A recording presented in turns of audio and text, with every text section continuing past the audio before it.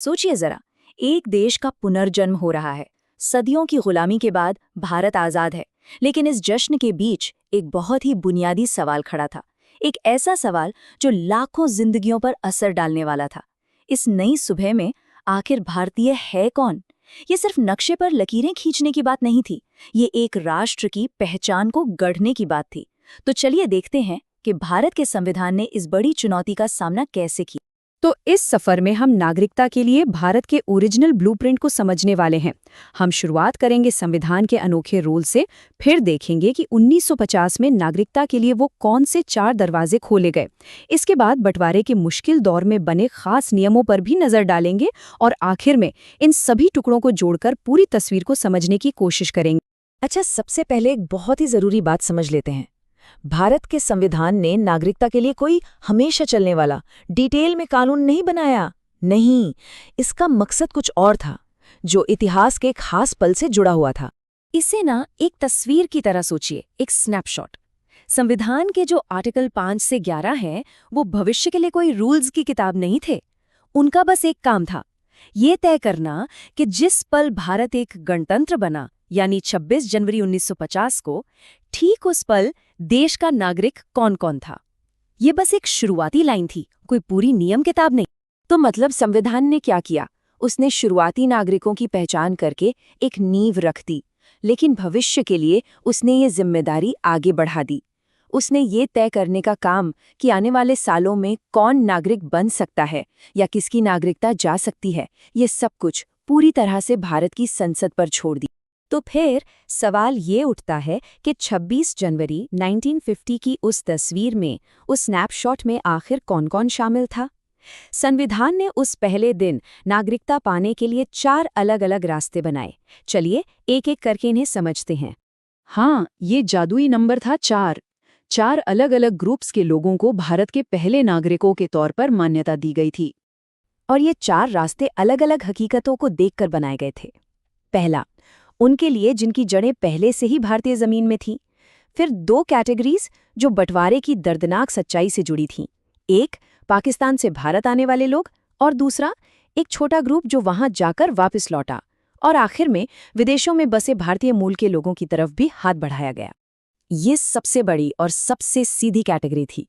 ये अधिवास यानी डोमिसाइल के कॉन्सेप्ट पर आधारित थी। इसका सीधा सा मतलब है कि किसी का परमानेंट घर भारत में है और वो यहीं हमेशा रहने का इरादा रखता है। अगर ऐसा था, तो फिर उसे इन 3 में से सिर्फ एक शर्त पूरी करनी थी। या तो वो खुद भारत में पैदा हुआ हो, या उसके माता पिता में से कोई एक यहाँ पैदा हुआ हो, या फिर वो संविधान लागू होने से ठीक पहले कम से कम 5 साल से भारत में रह रहा हो। अब हम आते हैं कहानी के सबसे दर्दनाक और मुश्किल हिस्से पर, बंटवारा। नई नई खींची गई सीमाओं के आर पार लाखों लोगों का आना जाना हो रहा था।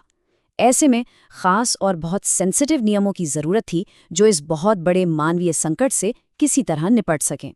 इसे समझने के लिए 2 तारीखें बहुत बहुत जरूरी हैं। पहली, 1 मार्च 1947। ये तारीख इसलिए चुनी गई क्योंकि इसके बाद जो लोग भविष्य में बनने वाले पाकिस्तान की तरफ गए, उसे एक परमानेंट फैसला माना गया। और फिर 19 जुलाई 1948, जिस दिन भारत आने वाले लोगों को मैनेज करने के लिए एक सिस्टम बनाया गया, और ये नागरिकता के नियमों के लिए एक कट ऑफ लाइन बन गई। जैसा कि यहाँ साफ है, 19 जुलाई 1948 की तारीख ने 2 अलग-अलग रास्ते बना दिए। जो लोग इस कट ऑफ डेट से पहले पाकिस्तान से भारत आ गए थे और तब से यहीं रह रहे थे, वो ऑटोमेटिकली नागरिक बन गए। लेकिन जो लोग इस तारीख को या उसके बाद आए, उनके लिए प्रोसेस थोड़ा फॉर्मल था। उन्हें नागरिक के तौर पर रजिस्टर करवाने के लिए अप्लाई करने से पहले कम से कम 6 महीने भारत में रहना जरूरी था। उस दौर की उथल-पुथल और कन्फ्यूजन को समझते हुए संविधान ने उन लोगों के लिए भी एक रास्ता बनाया जो शुरू में पाकिस्तान चले गए थे, लेकिन बाद में परमानेंटली बसने के लिए भारत लौटने का फैसला कर लिया। उनके लिए भी नागरिकता का दरवाजा खुला था, लेकिन उन्हें भी रजिस्ट्रेशन से पहले 6 महीने यहाँ रहना जरूरी था। और आखिर में चौथी कैटेगरी, ये दिखाती है कि संविधान बनाने वालों की सोच कितनी बड़ी थी। उन्होंने सिर्फ भारत की सीमाओं के अंदर नहीं देखा, बल्कि विदेशों में बसे भारतीय समुदाय को भी याद रखा। कोई भी इंसान जो विदेश में रह रहा हो, लेकिन जिसकी जड़ें अविभाजित भारत से जुड़ी हों, चाहे अपने माता पिता या दादा दादी के जरिए, वो भी अपनी नागरिकता का दावा कर सकता था। बस उन्हें वहाँ की लोकल इंडियन एम्बेसी में जाकर रजिस्टर करवाना। तो ये तो हो गई 4 मेन कैटेगरीज, लेकिन इनके अलावा भी संविधान ने कुछ और बुनियादी नियम बनाए ताकि भारतीय नागरिकता का जो कॉन्सेप्ट है वो शुरू से ही बिल्कुल साफ और क्लियर रहे। यहाँ 3 बड़े सिद्धांत थे। पहला और सबसे बड़ा, कोई दोहरी नागरिकता नहीं। मतलब साफ था, वफादारी एक ही देश से होगी। अगर कोई अपनी मर्जी से किसी और देश का नागरिक बनता है तो उसकी भारतीय नागरिकता खत्म हो जाएगी। दूसरा, संविधान से मिली नागरिकता सेफ थी, पर पत्थर की लकीर नहीं थी। वो भविष्य के कानूनों पर निर्भर थी। और ये हमें सबसे जरूरी पॉइंट पर लाता है, नागरिकता के हर मामले पर, कि इसे कौन कैसे पाएगा या खोएगा, इस पर कानून बनाने की सबसे बड़ी पावर सिर्फ और सिर्फ संसद को दी गई।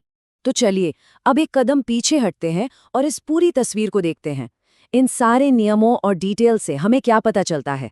वो कौन से सिद्धांत थे जिन्होंने भारत के पहले नागरिकों को तय करने का नजरिया बनाया? संक्षेप में कहें तो संविधान की योजना बहुत ही प्रैक्टिकल थी। इसने अभी भारतीय कौन है इस सवाल का 26 जनवरी 1950 को एक साफ और सीधा जवाब दिया। यह समावेशी था, जिसने यहाँ के निवासियों, बंटवारे के विस्थापितों और विदेशों में बसे भारतीयों सबके लिए रास्ते बनाए। लेकिन सबसे जरूरी बात यह है कि यह दूरदर्शी था। नागरिकता के भविष्य की चाबियां संसद को सौंपकर इसने यह पक्का किया कि कानून देश की बदलती जरूरतों के साथ बदल सके। और यहीं पर हमारे लिए एक बहुत गहरा सवाल खड़ा होता है, आखिर भारत के संविधान निर्माताओं ने एक स्थायी नियम बनाने के बजाय लचीलेपन को क्यों चुना? उन्होंने नागरिकता जैसे इतने बुनियादी विषय को हमेशा के लिए तय करने के बजाय आने वाली पीढ़ियों पर और उनकी चुनी हुई संसदों पर भरोसा क्यों किया? उनका ये फैसला एक जिंदा लोकतंत्र के विवेक में उनके विश्वास के बारे में बहुत कुछ बताता है।